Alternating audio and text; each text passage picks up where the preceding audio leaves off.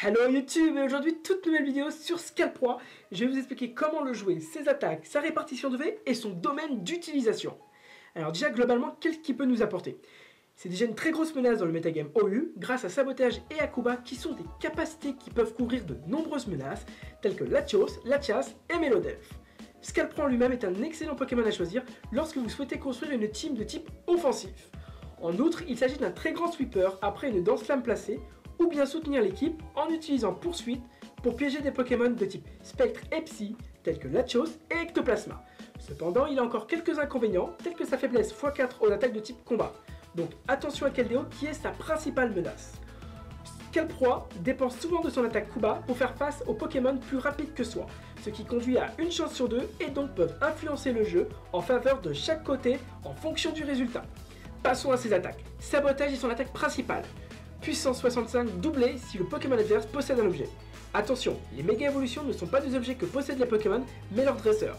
Donc l'augmentation de la puissance de sabotage n'est pas effectuée. Dance Flamme monte de 2 niveaux son attaque et donc met une très grosse pression immédiate sur beaucoup d'équipes basées offensivement. Tête de fer principalement là pour le stab et frapper les Pokémon de type Fée, et permet de faire de très bons dégâts sur certaines méga évolutions telles que Mega Tenefix et Mega Florizarre. Passons à Kuba, une attaque de priorité si l'adversaire utilise une attaque de type offensif. Il permet donc de frapper des Pokémon plus rapides que lui. La répartition des EV.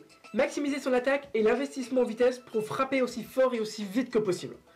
Pour sa nature, utilisez le jovial pour dépasser en vitesse les menaces principaux telles que Démétéros totémique défensive, Motismao, Megaltaria rigide, Dracolos, Léviathan et Excavaren. Une nature rigide peut être utilisée à la place car il lui donne une augmentation de puissance en plus.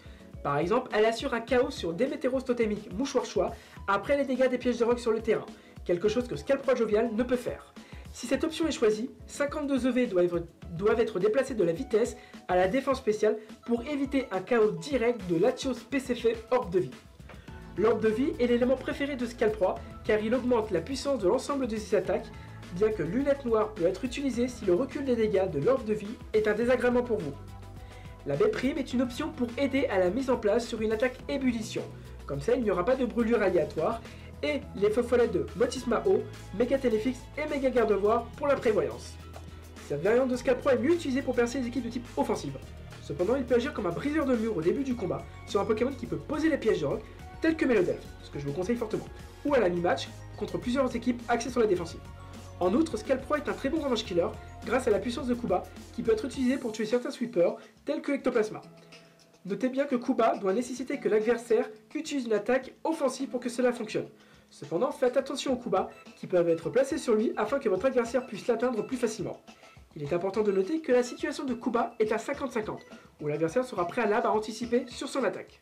Il n'y a aucune stratégie spécifique liée pour se sortir de ce genre de situation, mais essayez de les éviter autant que possible. Scalp-Roi lutte énormément contre les Pokémon de type combat. Il faut faire en sorte que ses coéquipiers peuvent gérer des menaces telles que Keldeo, Mégalopin et Megagalam. Ces Pokémon comprennent beaucoup de Melodelph, de Celebi et de Megametalos, dont Azumarill Bandochois fait aussi un très bon coéquipier adverse, car elles peuvent prendre des dégâts supportables contre ses attaques, comme Démétéros, Karchakroc et Mega Dracofeu X, et donc des Pokémon qui peuvent le tuer. Enfin, Scalp-Roi est en mesure de décourager l'adversaire à cause du risque de son talent acharné qui augmente de 2 crans son attaque sur une baisse de statistiques. Donc l'adversaire réfléchira avant de mettre un Pokémon possédant le talent Intimidation afin d'éviter qu'il s'active et donc d'avoir déjà une énorme menace présente sur le terrain. Voilà ce qui conclut cette vidéo, j'espère que ça vous a plu, j'espère que je vous ai bien expliqué, j'espère que ça vous aidera sur vos constructions de team et je vous dis à bientôt. Ciao!